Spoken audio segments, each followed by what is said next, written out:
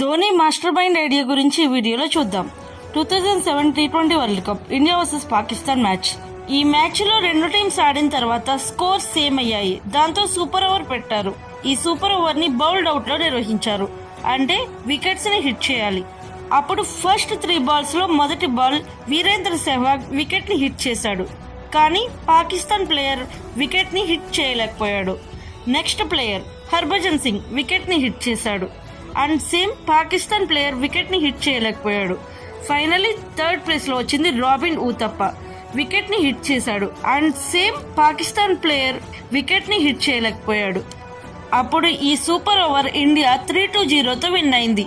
దీనిపై ధోని ఏమన్నాడంటే, నేను వికెట్స్ ని హిట్ చేసేటప్పుడు వికెట్స్ దగ్గరే కూర్చున్నాను, ఎందుకంటే వాళ్ళ కాన్సన్ట్రేషన్ ఫుల్ గా ఉండాలి అని అన్నారు ధోని. ఈ వీడియో మీకు నచ్చినట్లయితే లైక్ చేయండి. ఇలాంటి మోర్ వీడియోస్ కోసం మా ఛానల్ సబ్స్క్రైబ్ చేయండి.